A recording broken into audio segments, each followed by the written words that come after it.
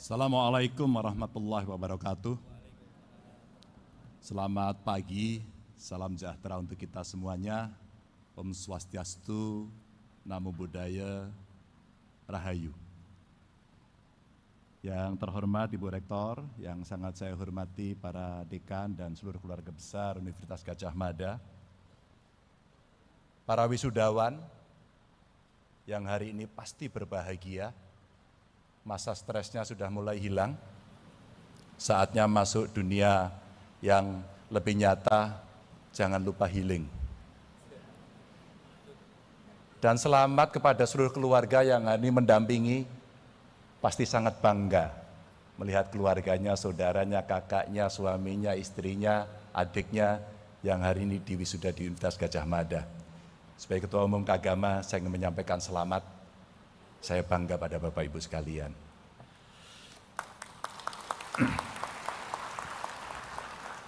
Dalam 5 tahun terakhir Bapak Ibu, banyak sekali yang kita catat melalui media sosial bahwa anak-anak muda bercerita soal healing. Kemana, makan apa, berapa biayanya, diizinkan atau tidak. Healing kemudian menjadi sebuah cerita yang selalu dibagi kepada semuanya. Ada apa di balik cerita healing itu? Karena ada kesadaran yang mereka ingin sampaikan di antara tekanan yang luar biasa, mereka harus mencari jalan keluar. Dan sebagian dari kita sebenarnya orang tua yang menganggap bahwa itu hanya istilah baru, wisata, piknik, dan lain sebagainya, atau sekedar jalan-jalan. Sesungguhnya di balik itu ada masalah yang tidak terkomunikasi dan tidak terungkap. Apa itu? Kesehatan mental, mental health.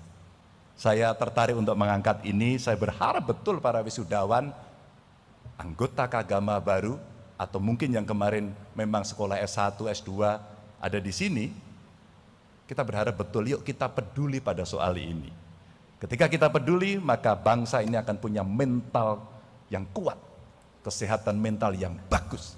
Bapak Ibu, mari kita mulai dengan melihat fenomena bunuh diri di kalangan anak muda yang sempat kita rekam melalui media massa dan dalam beberapa waktu terakhir. Saya ceritakan sedikit. Ada siswa SD di Banyuwangi yang bunuh diri karena sering diledek anak yatim. Nggak sadar kita. Sementara siswa SD di Pekalongan bunuh diri karena HP-nya ditahan oleh ibunya. HP ditahan oleh ibunya. Sementara ada anak SMP di Cirebon bunuh diri karena beban hidup. Dan ini akan dialami oleh kelompok milenial karena mereka masuk sandwich generations, multi burdens. Bapak Ibu sekalian, dari cerita yang ada hari ini, maka saya ingin menyampaikan bahwa ternyata problem-problem besar ini dihadapi oleh banyak saudara-saudara kita, termasuk Bapak Ibu yang nantinya akan menghadapi di dunia nyata.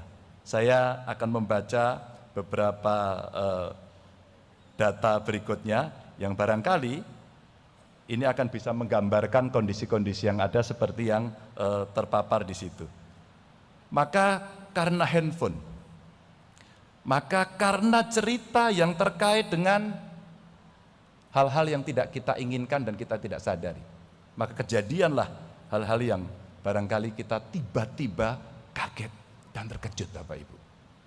Maka Bapak Ibu sekalian, kalau kita melihat ada fenomena bunuh diri, kalau kita melihat ada fenomena yang kemudian cukup mengerikan, maka ilmu pengetahuan punya PR besar Bapak Ibu untuk menyelesaikan persoalan ini.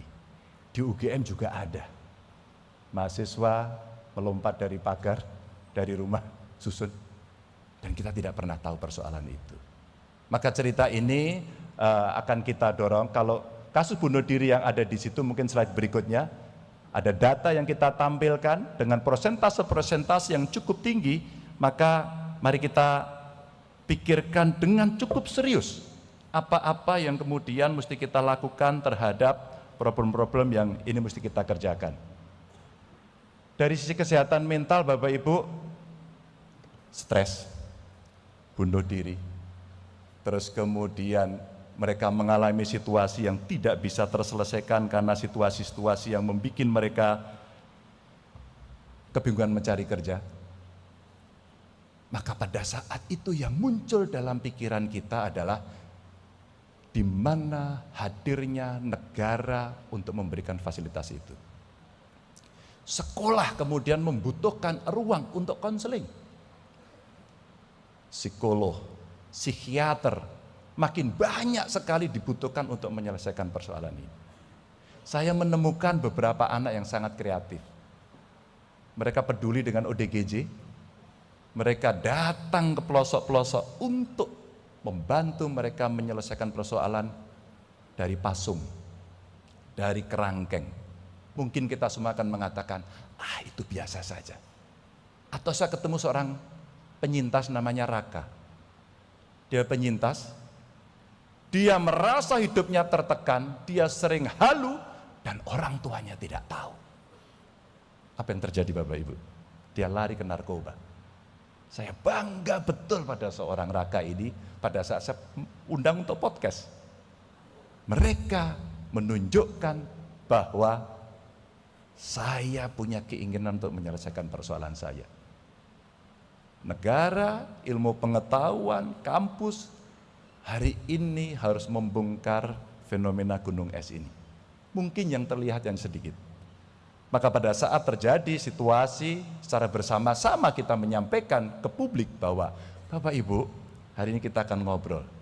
Pertanyaan pertama, apakah kalau Anda stres, Anda berbicara dengan seseorang? Apakah ada konseling yang dilakukan atau berbagi cerita dengan seseorang? Apakah Anda datang kepada psikolog? Apakah Anda akan datang pada psikiater?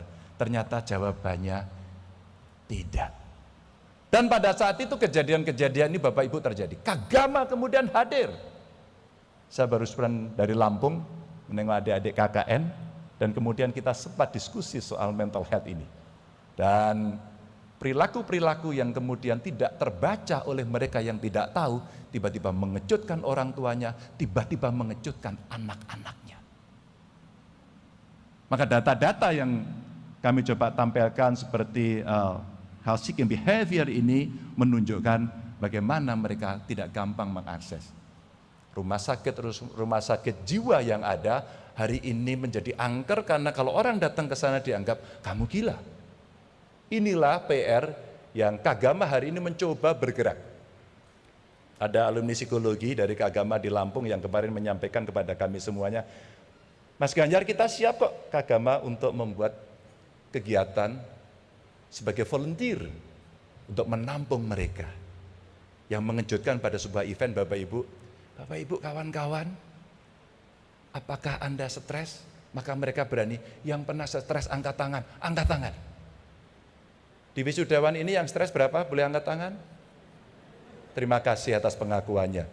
Tapi sepertinya ini karena pembimbingnya agak kejam mungkin. Tapi kekejaman pembimbing itu sebenarnya hanya menginginkan mahasiswanya lulus terbaik seperti tadi yang sudah kita lihat. Pasti akan membuat bangga keluarga, membuat bangga UGM, dan membuat bangga Kagama. Di balik dosen yang galak, pasti ada misi suci untuk membuat anak-anak kita, anak didik kita tidak lemah. Mereka fighter yang berani. Tapi yang mengejutkan ketika saya banyak tanya, ada yang stres, ada yang tertekan? Saya punya voucher untuk konseling. Yang ditunjukkan Bapak Ibu, mereka angkat tangan. Keterbukaan seperti inilah yang hari ini coba kita dorong. Maka saya berharap betul Bapak Ibu akan ikut terlibat dengan data-data yang ada ini. Karena dalam kesehatan mental kita yang diabaikan nanti ada problem sosial, ada problem perilaku, ada problem kesehatan yang mesti diselesaikan. Ada yang sudah bekerja, ada yang baru lulus mau mencari kerja, dan ada yang punya jabatan untuk bisa memutuskan, karena ini mahasiswa pasca sarjana. Maka saya derek titip kepada Bapak Ibu sekalian, jikalah Bapak Ibu mempunyai otoritas itu, perhatikan ini sungguh-sungguh. Sungguh-sungguh agar kemudian kita ya sehat jiwanya, ya sehat raganya. Jiwa jauh lebih penting untuk kita menghadapi tantangan global di mana dunia terdisrupsi dengan sangat luar biasa. Ada kalimat yang membahagiakan buat kami. Mereka berani mengatakan terbuka bahwa saya tidak malu dan tidak tabu untuk mengatakan saya punya problem kesehatan mental. Karena itulah yang akan bisa kita sembuhkan. Selamat bekerja. Saya doakan selalu dan jangan lupa bahagia. Wassalamualaikum warahmatullahi wabarakatuh.